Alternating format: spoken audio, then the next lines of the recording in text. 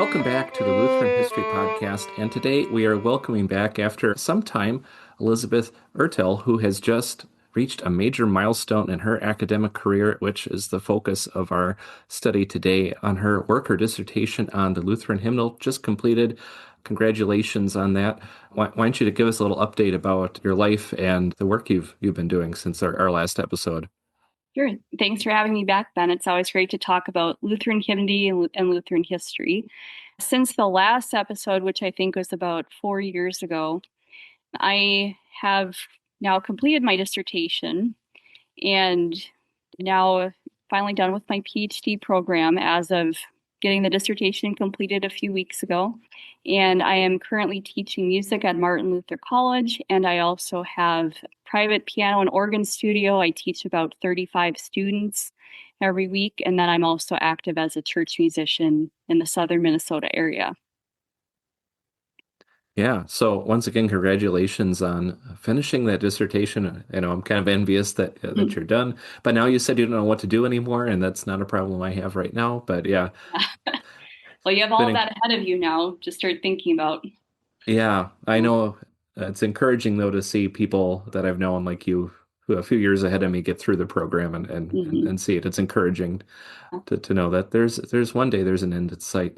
But your topic though on your dissertation is one that I don't want to say doesn't need an introduction, but I have a feeling that the vast majority of our regular listeners know what you're talking about when you say the Lutheran hymnal, not just Mhm. a Lutheran hymnal, but the Lutheran hymnal, like the Lutheran History Podcast, right? There's only one with that specific name.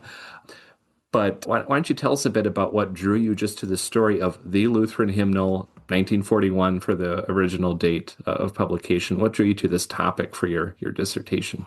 Sure. Well, I've always been interested in Lutheran hymnody and its history and its connections with our American experience too. And I just grew up using the hymnal and singing out of it every week. So it was something that I experienced a lot. It was probably my first experience with music as a child, looking at the hymnal every week. And I was always curious about how hymnals were made. I think if you would walk up to me when I was 5 and say, "Do you want to know how a hymnal is being made?" I would have said, "Sure." That's just something I've always been interested in. Like, how do people make hymnals? Why do people make hymnals?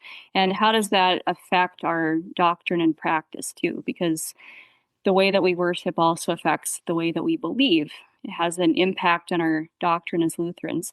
So I've always had questions that are kind of like that. When I got to college, I did hear more about the background of the Lutheran hymnal because several of the descendants of committee members were connected with the Bethany community. I went to Bethany Lutheran College. And what I always thought about the Lutheran hymnal was that you can't research it really because all of the materials are lost. Like there aren't a lot of letters or correspondence or your typical kind of archival materials to research in. So I was always told this was a project that was kind of lost and kind of hidden, and you can't really do it very easily.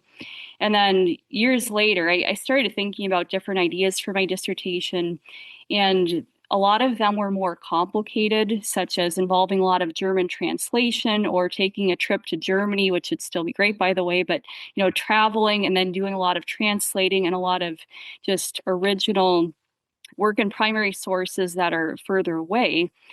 And I know that if I would have done a project like that, it would have taken a long time.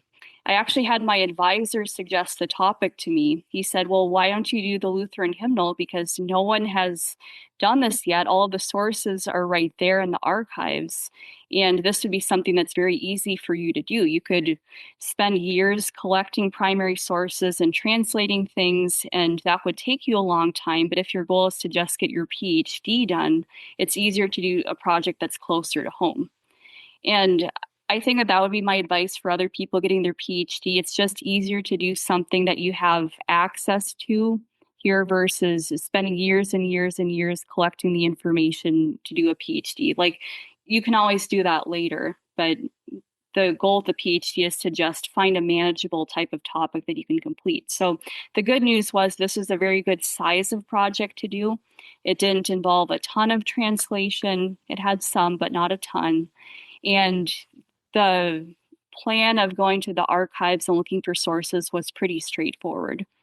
So I'm glad that this was suggested to me. I think I would have picked this topic, but I just didn't think that it was possible to do this for a dissertation. So I'm very glad that I did, and it's been very enjoyable for me to do. It's also good to pick something for your dissertation that you enjoy, and I enjoyed this very much. Yeah. And I know how convenient it was for you to do research because when I, taking classes at Concordia, you would be down there Hmm. at the archives are in the same campus for Yep. the Concordia Historical Institute. So can't get much more convenient than that as far as location. Yep. So, like I said, I think a lot of people in the audience probably are familiar with the Lutheran hymnal. But why don't you tell us a little bit about just its significance? Why is the TLH, as it's sometimes called, such an important moment in the history of confessional Lutheranism in America? Yeah. So TLH was published in 1941. And for a lot of you history buffs, you know that was also the year when America entered World War II. So it's a pretty significant year in history. For confessional Lutheranism, it is the first English hymnal published by all of the synods in the Synodical Conference. For one of the synods, it's their very first English hymnal, but it's the only hymnal that the four synods of the Synodical Conference, the Missouri Synod, the Wisconsin Synod, the Norwegian Synod, today's ELS, and then the Slovak Synod put together. So before that, some of the synods had relied more on the hymnal of their previous language, such as German or Norwegian or Slovak. Slovaks sing in the Czech language. So when we talk about the Slovak synod, we're talking about Czech hymnody. And this represents moving into English and then also a coming together of their traditions into one. It's no longer just about the German translations, but the Germans are interested in bringing in Scandinavian and Slovak and everything else kinds of hymns. And the Scandinavians are bringing in some of, or are interested in bringing in some of the other traditions hymns into their tradition too. So it's the great coming together of confessional Lutherans in the English language.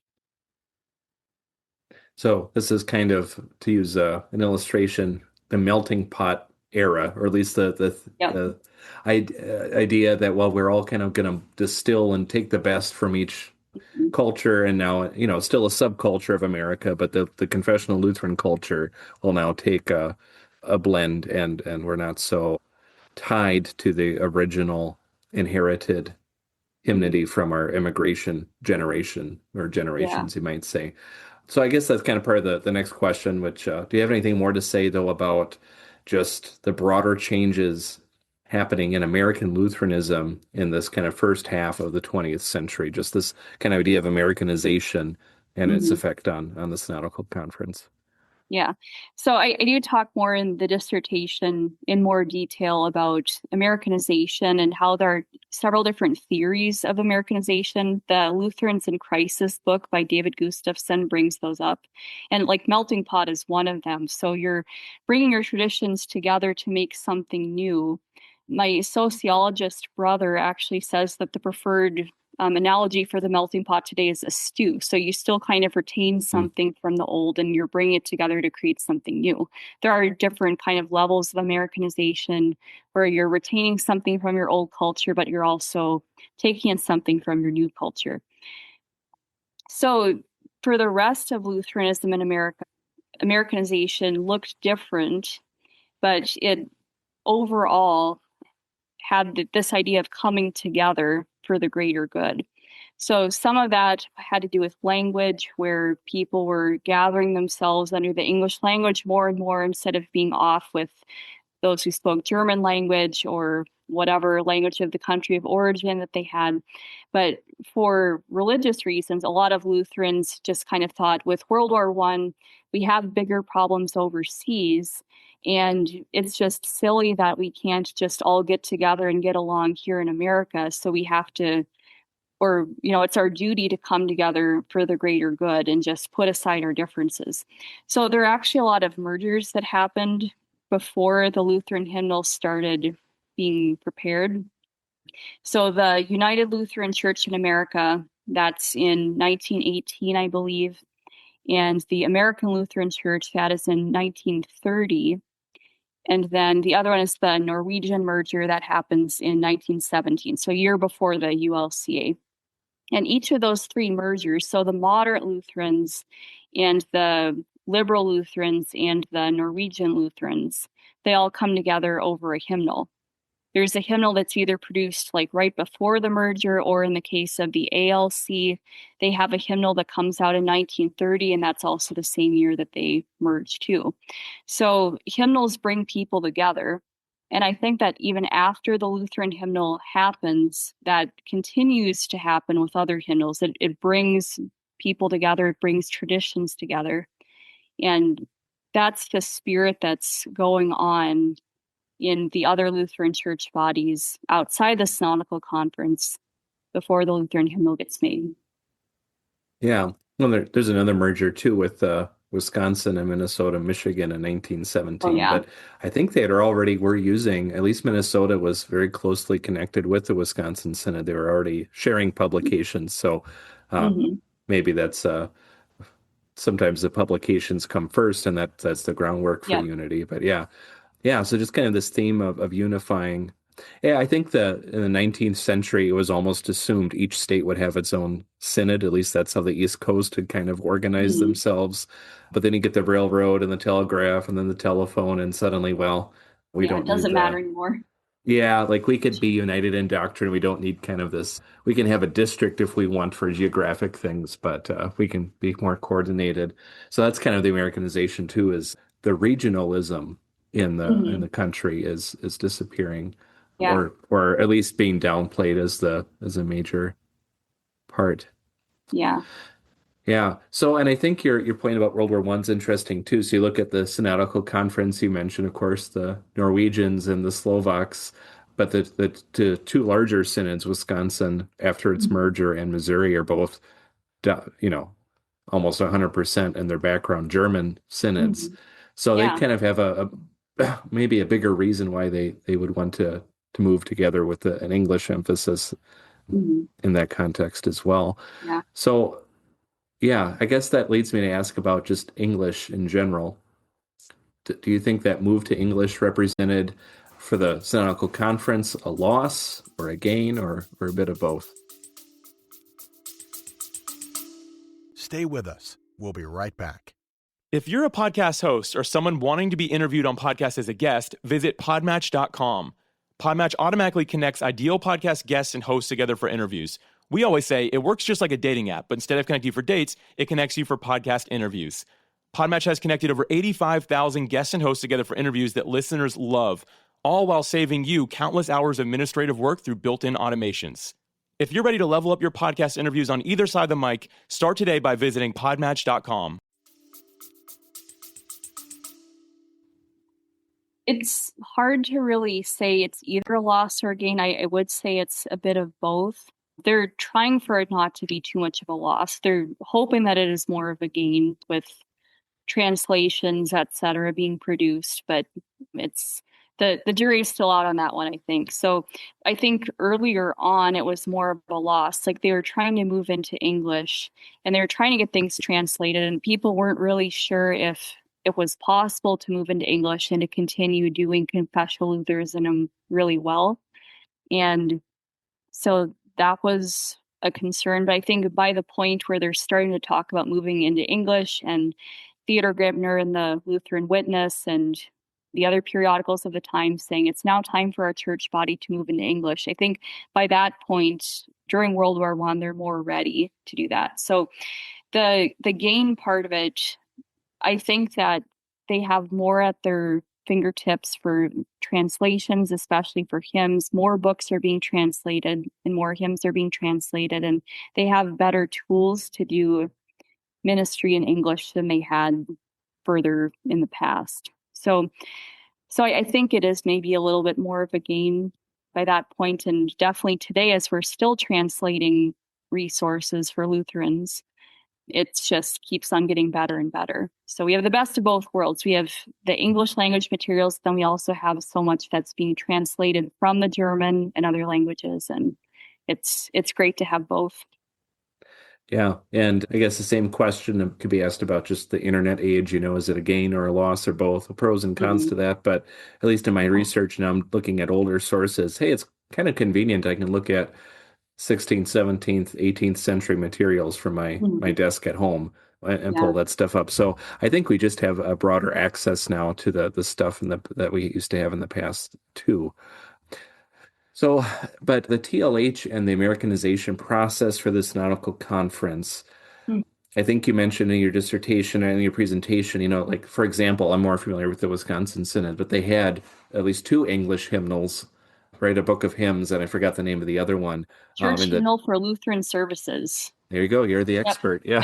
It's very rare. I have one, and that's the only one I've ever seen. Apparently, there's one at the seminary, but yeah, hardly anyone Huh. knows what it is. Yep. Yeah.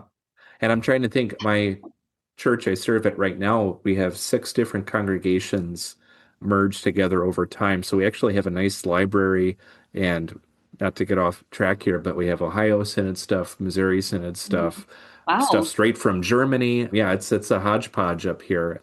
Got some old Lutherans that didn't even affiliate with Buffalo, but they kind of were. I don't know. Mhm. So we got all this kind of stuff here, but I noticed we had at least I think the Book of Hymns in Yep. there, and at least one bilingual catechism. So I can kind of like show the transition from a myriad of hymnals Mhm. to now suddenly we're down to one. And over time, as we get closer to our current age, there's less variety and there's just Yeah. kind of one catechism, one hymnal. Yeah. But 100 years ago, there was still a lot of both languages, German and English. So I think Yeah. our just my local history kind of reflects that. Yeah. But I guess Well, the point, go ahead. oh, yeah. With the myriad of the different hymnals and things like that's always associated with what we don't want to have in Lutheranism. Like Lutherans over history will say, it's kind of frustrating that we have all these different books and hymnals and things, and we just want to use one. Like it's actually something that Muhlenberg talked about. He desired that Americans in in his synod, but then maybe also all of the other synods too. Maybe he's talking about all of Lutherans in America, that they should just use one hymnal. And he says that's the Mhm. goal, that's the dream. And then we almost get there in the 20th century with things like Lutheran Book of Worship, but then not quite. But it's just that it's always a little frustrating for people, even for the Synodical Conference, to be using all these different books. And like the goal is to just say, here's this one hymnal and this one catechism that we're using. So yeah, I agree with what you said. Yeah. On the flip side, though, it's kind of a cliche phrase, but there's some truth to it. There's strength in our diversity, right? So, for example, ELS and Wells today in fellowship, but they're two different hymnals, Yep. at least two, if not three, if you count who's holding on to older versions of hymnals. And Mhm. that just means, well, we have more variety. And now with modern technology like the Service Builder, it's actually not that hard for us Mhm. to insert and even honor copyright and all of that hymns from different hymnals that maybe don't appear in a hard copy. But now we can say, well, I like this or that version, or Yeah. this hymnal has more verses that I would prefer to sing, Yeah. or just more hymn variety that got cut out over time. Maybe some older hymns that are still Mhm. valuable. So that being said, there's pros to having diversity, but Yeah. obviously as you're pointing out with Muhlenberg, that's a good point. It's not even a language question. Just being Yep. literally, no pun intended, on the same page will Yep. really help you sing the Yeah. hymns. And I know that's a quote that I found goes all the way back, at least to Moldenke in the Wisconsin Synod, Mm. saying all these different immigrant hymnals. It was like the time of the judges. Everyone did as they saw fit. And Yeah. I know Joel Otto talked about that in our Wells worship episode that he had. Mhm. So now I'm circling back to a question I've been meaning to ask, but this is a good Sure. sidebar here. So would you say that the TLH, in your opinion, is kind of more of a product of the Americanization that's been going on, or is it something that's pushing Americanization in the Synodical Conference, or is there a better way to put it? Yeah. Well, it's a product of the Americanization that's going on all around them in other synods. They're kind of observing everyone else on the outside and saying, well, these other synods have Americanized with this English hymnal, and these other synods have Americanized with that English hymnal, and they're getting ideas from that. But then they're pulling what they have together, their respective traditions, and also the best of some other things that they've encountered in their American experience, things from English hymnody and such. They're pulling all of those together to Americanize and move forward. So in my dissertation, I talk about two kinds of identity that are being built through the Lutheran Hymnal. And one of them is the American identity. So it's bringing everyone in the Synodical Conference together over a shared body of hymns. And then today, that's something that we carry forward with us, even though the Synodical Conference is no more. So it's kind of some of both of what you said. Yeah. Yeah. Okay. Well, good. Thanks. That helps me make sense of it. So now kind of talked a little bit about the Wisconsin Synod, at least the English hymnals, but can you maybe set the stage for us here before we get to the TLH? How did the Missouri, Wisconsin, and then the smaller but more distinct Norwegian and Slovak traditions differ in their hymnody before coming together with the TLH? You want to give us an overview of that? Sure. Yeah, so each of the four synods had a different number and types of hymnals in their original language and in English before they came to the project that became TLH. The Missouri Synod immigrated around the middle of the 19th century, and they brought with them some different hymnals from Dresden from where they immigrated. The one that they were using, my advisor and a few other hymnologists have been able to pinpoint as being the 1796 Dresden hymnal. That happens after the decision that made hymnals more rationalist. So that was what the Saxon immigrants carried with them to Perry County. That's what they were using. And then when C.F.W. Walther decided to make the first hymnal for the Missouri Synod, he went back to the hymnal that was before that decision, the 1791 Dresden hymnal, and he encouraged people to use that instead. So he drew heavily upon that hymnal for the hymnal that he created, the Kirchengesangbuch für evangelische lutherische Gemeinden. And we know that today in English as Walther's Hymnal, translated by Matthew Carver. You can get a full translation of it in English today. So it's focused on the church here and the catechism, and there are a few other topics such as morning and evening hymns, but it's very much based around the life of Christ in the church here. The Wisconsin Synod, I have previously not been able to identify what hymnal they were using at first, because I've thought of the Wisconsin Synod as being a less homogenous type of group. The Missouri Synod came with one hymnal, but then the people that shaped the Wisconsin Synod were more varied. But do you know the name of that hymnal before I go on and talk about the rest of them? What's the first Wisconsin Synod hymnal? Or Yeah, could you give an example of what those would be? Yeah, so that's one of my side projects is just I translated, not to plug my own project here in the middle of yours, Yeah. but I translated Moldenke's memoirs, looking to get that published one way or the other, and he lists, various, like I think the Porst Brandenburg hymnal, mentioned the Pomeranian one, Mecklenburg one, and that was kind of the he said the Bavarian Lutheran one was so bad. He said I could barely bring myself to sing some of their hymns. They were so rationalist and really elevating kind of a humanist idea, like in baptism, for example. So he gets into detail there, which will be of interest to people when the book comes out, to plug that. But yeah, they unified kind of based off an Ohio Synod hymnal. 1872 through George Brumder, they printed in Milwaukee. The Evangelisches Gesangbuch was and that one stayed in print until the 1960s. So once the Wisconsin Synod got its German game settled down through a couple editions, they really liked that one. So so Wells was pretty happy with its own. Yeah. So those would be the first two German hymnals.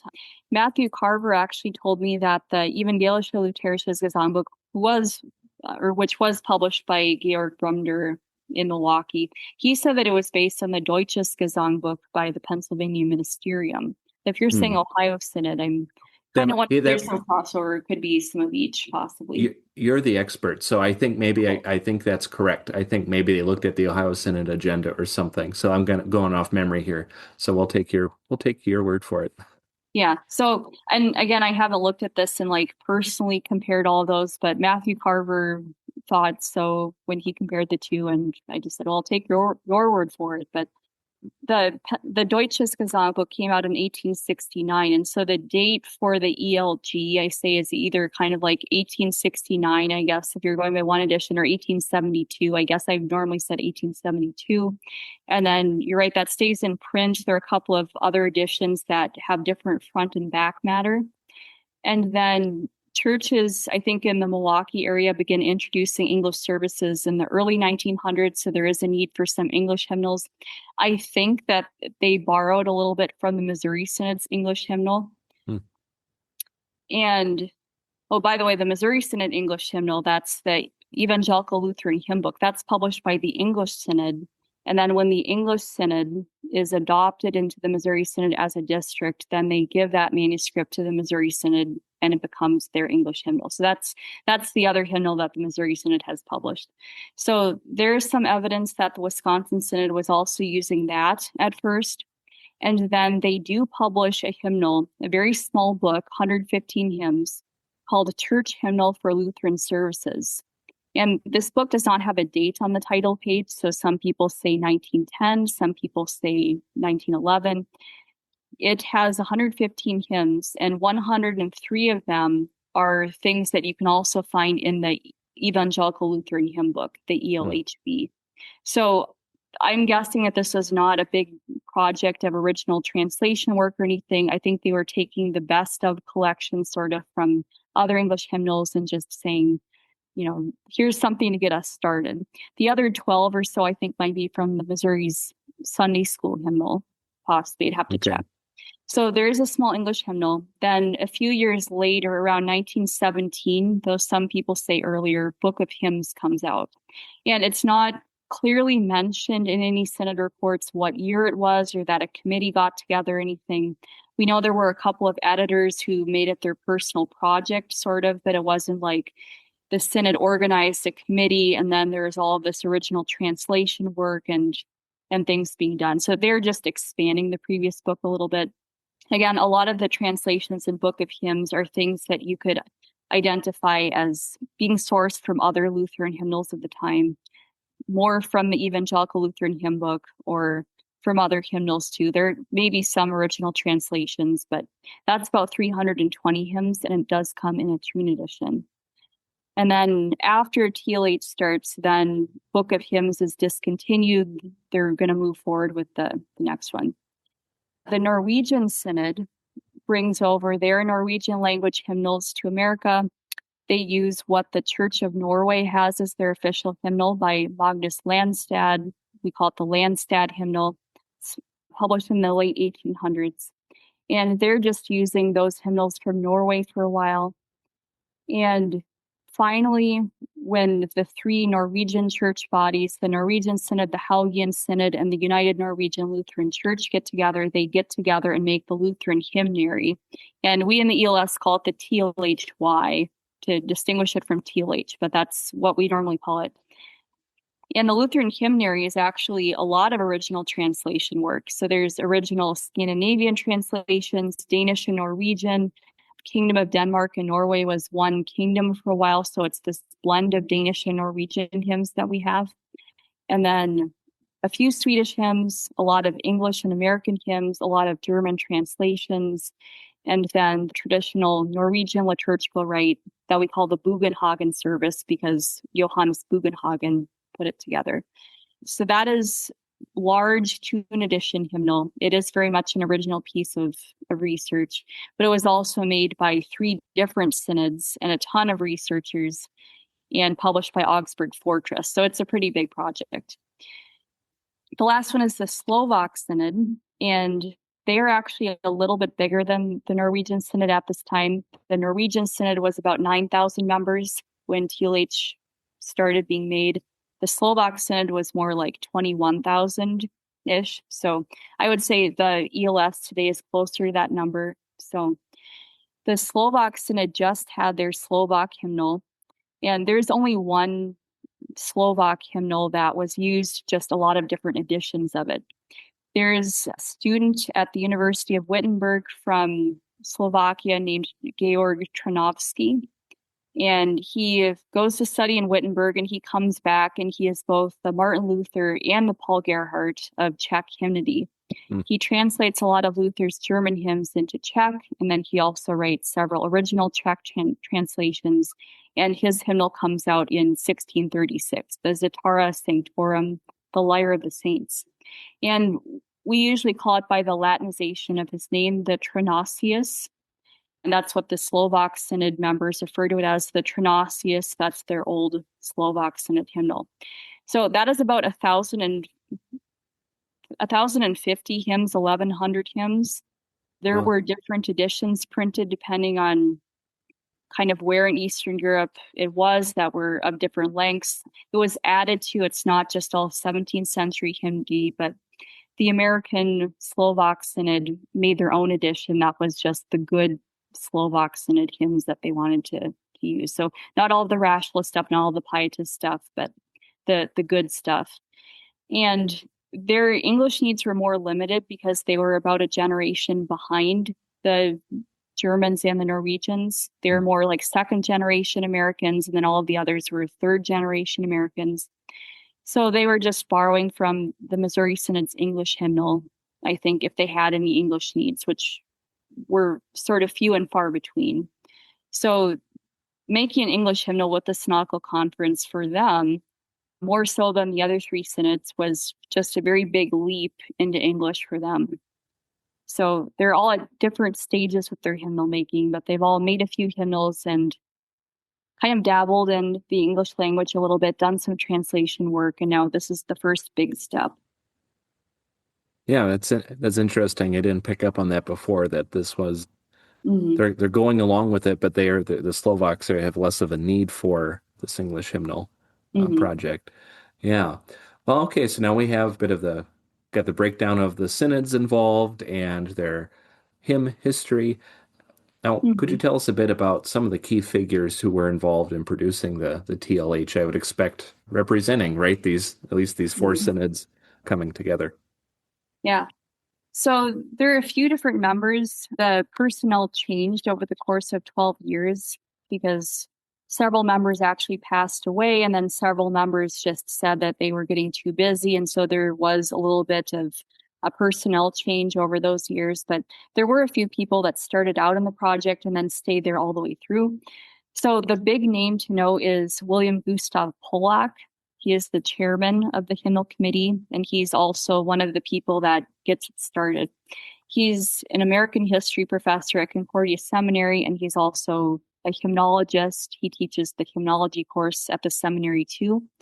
He's the leader, like he's the go-getter, and he's the person that's making a lot of these bigger decisions happen on the synodical level. He's the person that goes to conventions and speaks for the project. So he's the big character in the room. The Missouri Synod's other characters involved were an English professor at Concordia St. Paul, Lawrence Blankenbuehler, a school superintendent from Milwaukee, the South Wisconsin district of the Missouri Synod, Bernard Schumacher, Pastor Oscar Kaiser, who had helped with the previous English hymnal, pastor in Milwaukee, and then a professor and seminary president Ludwig Fierbringer, also Der Lutheraner editor, and then later on O.H. Schmidt, who is the director of foreign missions. So most of them stayed for the whole time. O.H. Schmidt came on later. Fierbringer steps away as an honorary member because he suddenly becomes the seminary president in 1931 after Franz Pieper very suddenly died, and he just said, I'm too busy, so I'll stay on as an honorary member because I helped get things started. So that's the Missouri Synod. The Wisconsin Synod is mostly pastors, either in the Milwaukee area or professors at the seminary. You have John Meyer, who is the seminary president and also a professor, Otto Hagedorn, pastor, August Zich, who is a professor at the seminary, Arthur Voss, pastor at St. James in Milwaukee, and then W.J. Schaefer, who was the editor of the Northwestern Lutheran for some time, also a pastor. The Norwegian Synod just had 3 And the last one, Adolf Harstad, was more on the liturgic subcommittee. That was a separate committee that took place away from these main discussions. You have Norman Madsen, who's the main speaker for the Norwegian Synod. He's a pastor in Princeton, Minnesota, also was the Synod president and seminary dean for a little while. And he is the real advocate for the Norwegian hymns. He's standing up to Pollack. In the ELS, there's a kind of tradition and kind of lore around Madsen's personality clashing with W.G. Pollack about a lot of things. I think they don't see eye to eye, but there's nothing really that you can cite in a dissertation, but there are signs that they did not get along. But Madsen is just very clear and very adamant about including the Norwegian Synod's hymns and the liturgical rite in the hymnal. And he has a colleague, Christian Anderson, who is actually the pastor in Bellevue, Minnesota at Andrew Soul's former parish, Rockdale and Our Saviors in Bellevue. And then Adolf Harstad is a pastor in Madison, Wisconsin. Then finally, with the Slovak Synod, there are 3 active members. One of them is kind of active in name only at the beginning, and then there are 2 that come in later on in the final years of the project. Jaroslav Pelikan, the father of the one that is more famous, Jaroslav Pelikan Sr., he is the president of the Slovak Synod, and he comes to the first meeting and says, yeah, the Slovak Synod is on board, and we would love to make the hymnal with you. And then he actually doesn't show up for maybe 8 or 9 years. So they don't have a Slovak voice on the committee for a while. He's their designated person, but he's not super involved. And then at the very end, 2 younger pastors, John Bias and Joseph Kucharek, become more involved, and they're younger, they speak English, and they're able to just converse with the committee in the way that needs to be done to get those Czech translations in the hymnal. So I think that the language gap made it harder for the Slovak synods to get involved. And it was like the older generation is still working on their English, and we have some younger guys that speak English better, but they're not quite old enough to really be on the committee or something. So there's a little bit of a generation gap going on with some of those. So it's about 15 people. There's some give or take. There are a couple of other people that I did not mention here that were involved for a short time. And then the subject of my previous book, Anna Hoppe, is cited as being involved with the translation committee that was going on in Milwaukee. So Arthur Voss, one of the pastors, says she came over and was translating with us, and she actually is kind of a ghostwriter for several hymns that we have in TLH. So I think that's a pretty interesting fact that answers one question that I had, I think, from my book. Like, did she translate anything in TLH? And yes, she did. So that's the personnel that we have so far, with some additions and subtractions. Yeah. So now that you just mentioned it, how much translation work were they doing? Were they relying on, say, like a Catherine Winkworth to have it all done already for them? Or were they saying, no, we're going to do most of it ourselves, or a mixture of that? Yeah. So there are some nuances with the kinds of German translations that they had and what they needed to get done. For the previous hymnal, they had relied a lot on the work of Pastor August Kroll, and then also on Catherine Winkworth. And there were a lot of English writers during the Oxford movement in Victorian England and all of that who just got interested in German translations, maybe not because they were so interested in Lutheranism, but because, people in Victorian England are so fascinated by things on the continent, and they're just like, well, these people have been translating hymns for 200 years and we haven't, so let's see what they got. So they're translating all these German hymns. It's not really because of the theology, and they also are not so aware of the tune that Germans sing it with. So this will surprise a lot of people, but Catherine Winkworth translations, you often see the word alt next to, like, it's an altered translation. And the reason why it's altered is because the original Winkworth translation was not in the same meter. So people in England like their common meter and long meter tunes. And as she was translating, she did not have the German tunes in mind so much to translate, but she wrote something that's a nice poem to read. So she and others are writing nice poems to read. of these German hymns, but for the Germans in America who know the tunes, this doesn't quite work. So they have to take some of those translations and fix them a little bit so that they work with the tune. And then there are other things such as sacramental theology that some of these English writers miss. And so they're looking for that too. Like, can we bring out Lutheran distinctions here a little better? There are some hymns that Catherine Winkworth and other English translators just don't touch.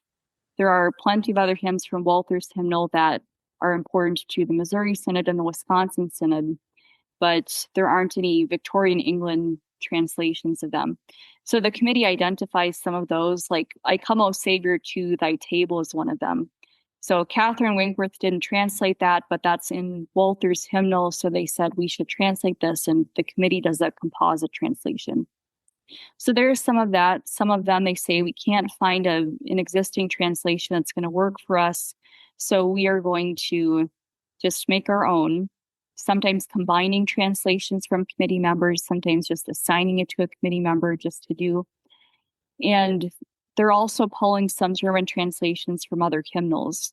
They're looking at Common Service Book from the ULCA. They're looking at American Lutheran Hymnal from the ALC. They're looking around at other hymnals to see if there is a translation of some of those German hymns that they want and if they can use it. So it's kind of complex and it kind of depended on the hymn. I think they tried to outsource a translation before they tried making their own, because it was obviously a lot of work to just have all this translation upon themselves to do. And none of them are career German translators, really. Like, they know German because they're pastors and they've had to work in it a little bit, but they're not career translators like Catherine Winkworth and August Kroll and several others. Yeah. Yeah, I think that I've always kind of wondered about that. When did the bulk of this translation work get done? Because even 80 plus years after the TLH, we're using a lot of translated hymns in our Lutheran hymnals today, and that had happened sometime. So, that's fascinating. And of course, that's ties into the Americanization process. Are we just going to totally just copy pre-existing English hymns? Well, I guess I kind of assume to know why you wouldn't just automatically copy American hymns and give up your German ones. And I think that comes down to the theology of it. And you mentioned that briefly with, relying on someone like Catherine Winkworth. She's not necessarily, doing a lot of great work, and good for her, but not necessarily focused or even aware of the theological nuances and issues. So that kind of leads me to my next question then. So from what you can tell, how theologically focused were the editors, the committee men of this project? How did theology have its role, I guess, is the question. Well, theology does come into play, I think, in the guidelines for the committee. Like they say, it should be good church music. Hymns should be distinctively Christian. That's one of them. Hymns should have good content and also be of good form. So they are very concerned about the theology. But then at the same time, there's also some pressure from the people to maybe get some of the more popular hymns outside of Lutheranism in the hymnal too. So they're dealing with that kind of balance. And then they're also dealing with the previous Missouri English hymnal, because TLH was based on that, actually. They chose to revise that hymnal. That's what TLH is. They started with that list of hymns and then revised it. That hymnal had gone in a very revivalist and evangelical direction. So they had German translations. They didn't have a lot of German translations.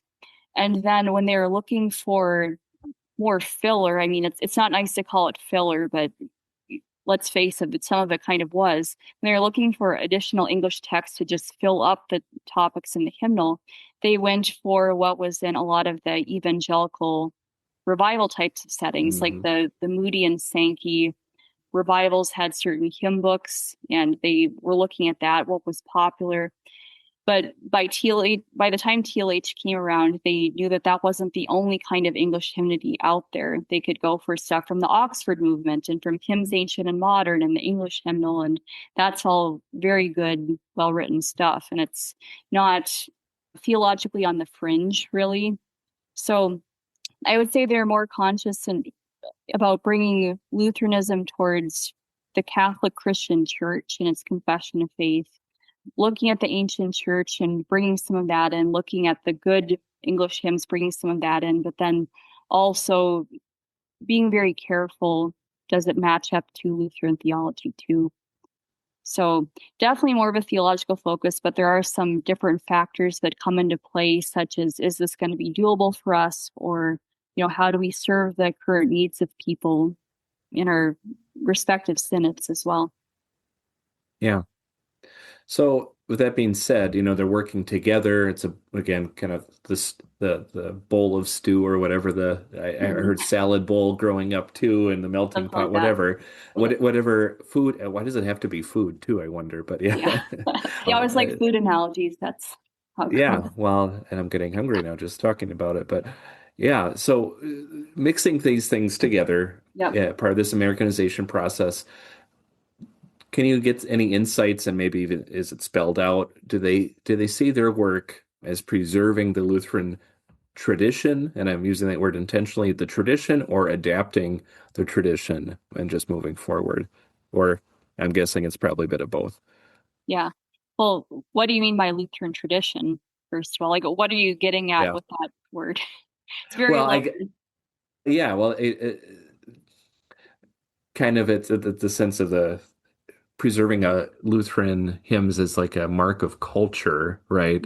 Versus maybe not versus anything.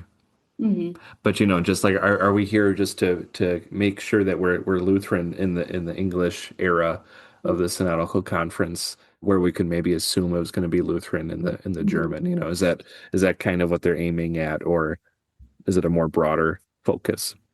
Yeah. Well, I think it's more broad. If any listeners are familiar with CFW Walther and the beginnings of the Missouri Synod, maybe the beginnings of the Wisconsin Synod too, they're very concerned about keeping the language in German and using the correct books. And they're saying just avoid everything else. Like Walther talks about avoiding Methodist hymn books. Yeah. He's saying we just have to stay away from all of this because we have to protect what we've got. And everyone else is being led astray by using these other hymn books.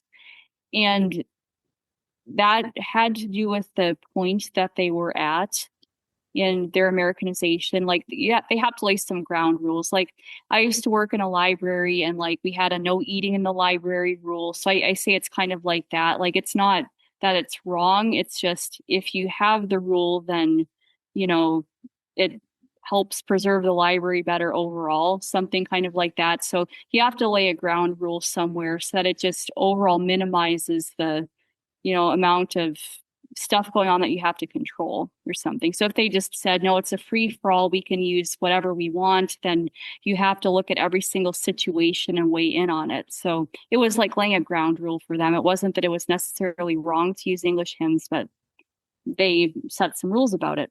And then by the time that the English Synod rolled around in the later 1800s, they realized that the situation had changed. Like, we don't have to protect ourselves with a shield and just use the German hymns. There are actually some good things about English hymnody that we can use safely. Like, it's not going to lead us away from our own doctrine, but it actually agrees with us and it supports what we're saying. Like, if you're a Lutheran and you love Lutheran hymns, and then you find other hymns on the outside that say the same things, it's like that's actually supporting your argument very well. So they learned that English hymnody was not always a bad thing, and they were trying to figure out which direction to go with English hymnody. And revivalism was the first kind of off-road that it took.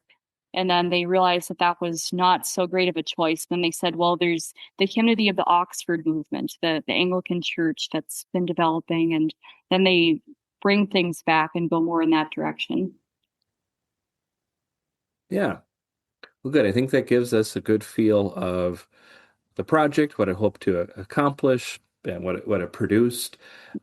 So now I got one question about reception. How did pastors and congregations react or respond when the TLH was produced and made available in 1941 and following? Yeah. Well, I think everyone was eager to get a new hymnal regardless of what the contents were, because the previous Missouri English hymnal that most people had been using wasn't printed very well and was falling apart.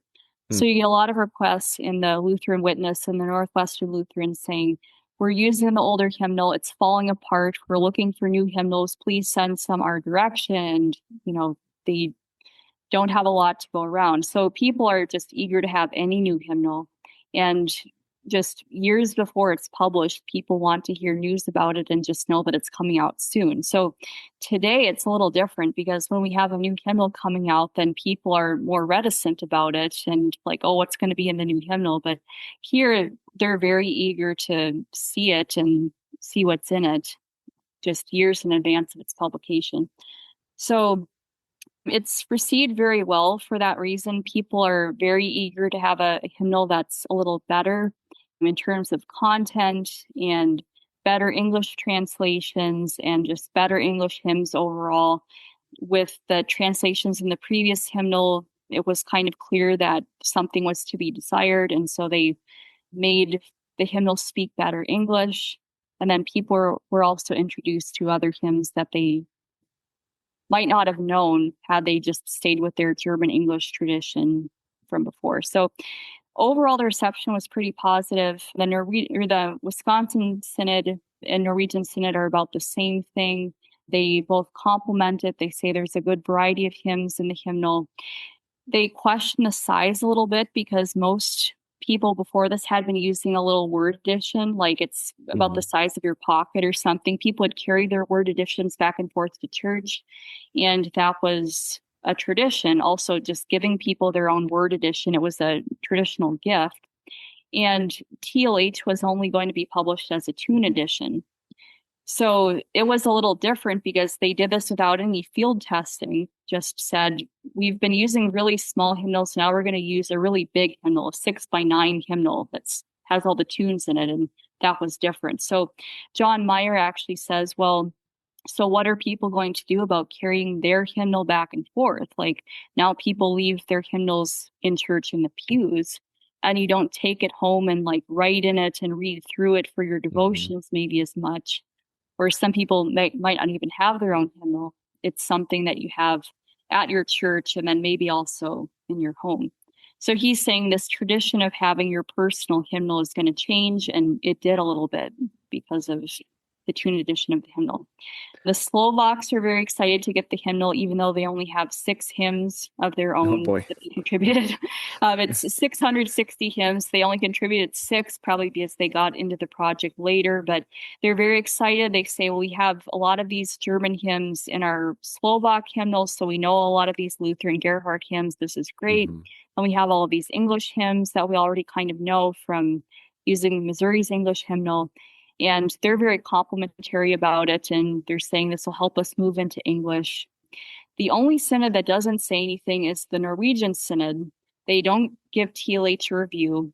They don't say anything about it. But at the September meeting of the committee, Norman Madison comes back and says, the Norwegian synod would like to propose a supplement with about 40 of our hymns that didn't make it into the hymnal from the previous hymnal, and also our liturgical rite. So they couldn't really move forward into the new hymnal and leave that amount of their hymns behind, and also their liturgy, the order of service that they used every week, the Bugenhagen. And so that request doesn't go anywhere. There are some synodical resolutions that talk about a supplement, and they don't really do anything about it. There is an attempt to piece together a supplement. We have one in the ELS archives, just with different hymns from TLH and TLHY, but that also goes nowhere. And then there's this divide between people that hang on to the Lutheran hymnary and people that move forward into TLH for the rest of the 20th century. So that's finally brought together in the new ELS hymnal. It's supposed to bring together the traditions of TLH and TLHY. And I think it does that pretty successfully, but there is some dissatisfaction that isn't very well documented or clearly spelled out on the part of the ELS, but there definitely was some. So yeah, it's interesting. Yeah. So some downsides maybe to the TLH. It seems like it's very well received, and even today, even have fond memories of it, and anyone even slightly older than us, at Hmm. least in our backgrounds, would have probably used the TLH. So it's not that distant memory, even though it's well over 80 years old, is coming out.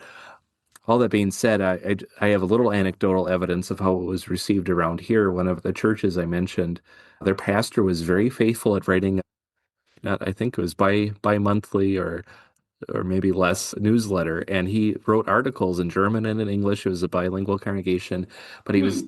encouraging people on, hey, that was kind of rough singing the TLH liturgy last week, but don't worry, we'll get better at it. And just kind of talking people Yeah. up to anytime you change anything in worship, right, you're going to run into some learning curve and challenges and people who just don't like change. So I thought it was kind of interesting that Yeah. they had to kind of work on it to get used to the liturgy. But Yeah. yeah, go ahead. For the Wisconsin Synod, the liturgy was the big difference for them too. I didn't really talk about this probably as much as I should have in my presentation, but there was a pastor named Gervasius Fisher who wrote a series of articles in the Northwestern Lutheran leading up to the hymnal. It's like 1940 to 1941, every issue for a few months, where he just talks about introducing the liturgical part of our hymnal.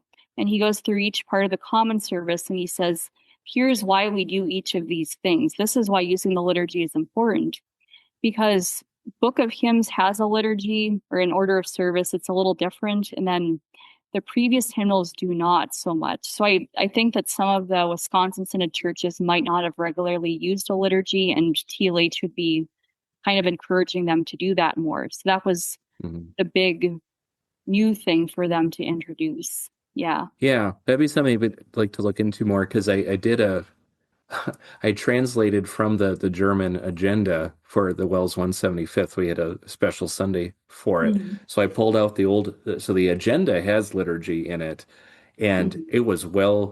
it was taped and falling apart. Like the downside was it wasn't in the hymnal. The Yep. pastor was leading the responses from the agenda book, and you Mhm. had all the collects and everything were on different pages. So he was flipping back and forth constantly. So I think they had a liturgy, an Mhm. order of service. I just kind of wonder if did they simplify it because flipping back and forth with one pastor with the book and Yep. getting everyone to know what even in their own hymnal they can turn to some of the seasonal responses. But Yeah. uh yeah, doing it properly maybe burn people out. I Yeah. don't know. But yeah, that's a good I have interesting some point. I have some hymnals where they actually have like a communion order of service like pasted into the front of the Yeah. hymnal, like different Wisconsin Synod hymnals. So I think that might have been something like they used that collection of their hymns, but then they looked at a different hymnal and they somehow pasted it in. So some congregations were using one thing, but it seems that Mhm. maybe it was not consistent across the board. Yeah, or at the very least, the pocket hymnal with all its pros of, hey, Yep. it's personal. I write my own stuff in it. I take it at home devotional life. The cons were not very user friendly to have a Mhm. full liturgical worship. Yeah. Yeah. So, yeah, interesting. Yeah. Yeah. And there are remarks from the Missouri Synod too about will there be a word edition or tune edition at that convention that next summer? And then they say, well, the tune edition is already selling so well. Like it sells several 100,000 copies before it's even released. By the Wow. time it comes out, it's like 500,000 copies by that summer. And so they're saying, well, the tune edition is doing really well. And it's also improving the singing, having the musical notation next to the Hmm. words. People sing better if they have the notation around the words versus just looking at the words. They said, we kind of like this now, moving to a hymnal that has musical notation in it. And Yeah. singing has improved. And I think that's what happened in the years after that too. It changed the practice a little bit, but it helped. Yeah. And for the people already used to having their own personal hymnal, nothing was stopping them from getting one. Um, Mhm. or for confirmation gifts. Yeah. I don't know. Have you seen on YouTube someone uploaded it's a record someone Yep. took of like the trial of was it the common service, I think, of the Yeah. So liturgy. Yeah, I talk about that in my dissertation, actually. They discuss that in the spring before it's released. They say we're going to make some records of the common service so people can study it, I think, and get used to that. So like these churches that have never used the common service, they'll get used to what that's like. And apparently they're hard to find.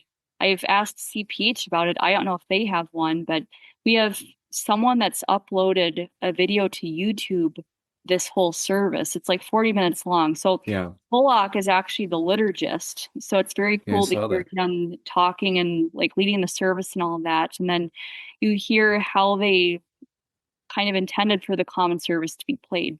I think the service is for the fourth Sunday of Advent. So they're singing Advent hymns.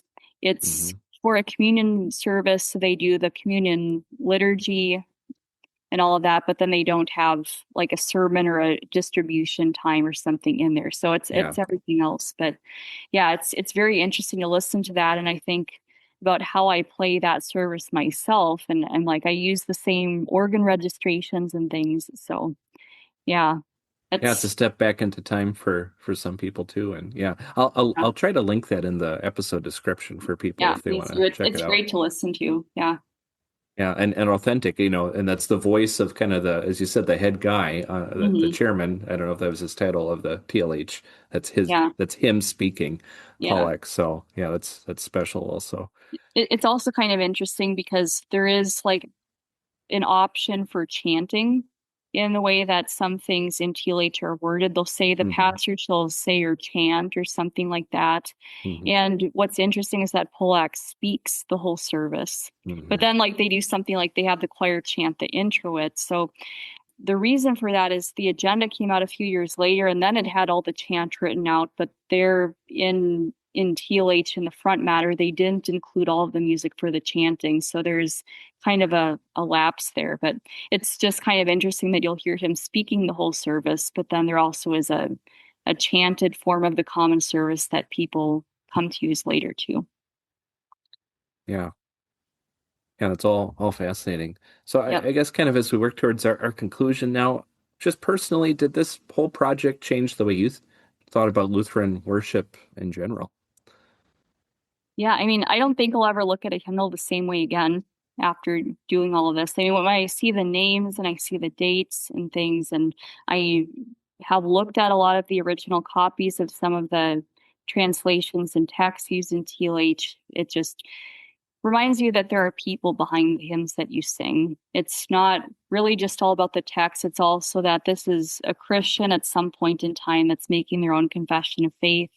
And that's something that we still can sing today and all of that. So it's just made the hymnal come alive for me.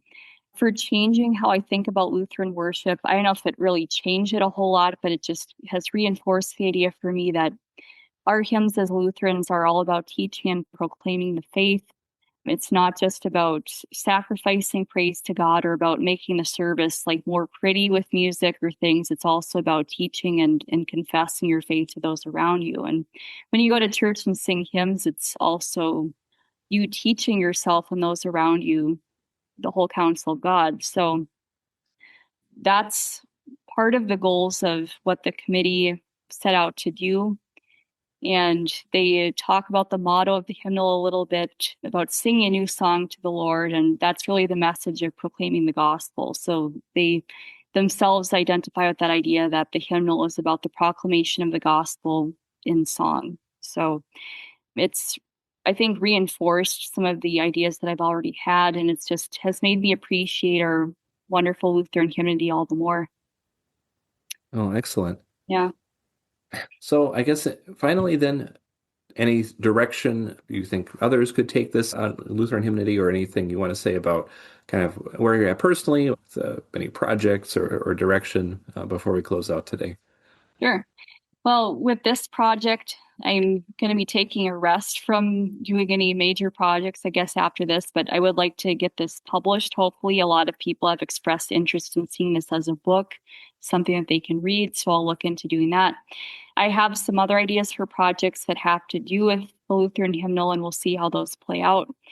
But for projects for other people to research or other areas that need to be explored, There is a lot of research about the German side of hymnody, and there is less research about Scandinavian and Slovak sides to hymnody. So those always need able translators and people that are willing to work in those languages to research more. A lot of us can speak and translate German, but then you have to go out of your way to learn about Lutheranism involving those other languages. So there is always that. I did not dive into the reception history very deeply. I just stuck to a year or so after the hymnal comes out, because if you go too far into the future, you end up running into the preparation for the next hymnal. And that's its own story that people need to research. The Inter-Lutheran Commission on Worship gets started in the 1960s, and they're heading towards the worship supplement and then finally Lutheran Book of Worship. That's very much its own dissertation, and I hope someone will do that as their dissertation project, because that's a valuable study too. And yeah, I'm sure that there are other nuanced things that you could go after about the hymnody and in the Lutheran hymnal. Mine is kind of the broad overview of the contents of the hymnal, but that's what I would say, especially about the reception history and about what comes next after TLH. All right. Well, excellent. Well, once again, congratulations on completing your dissertation, getting your PhD, and hope to see that book in print sometime as well. All right. Thank you so much.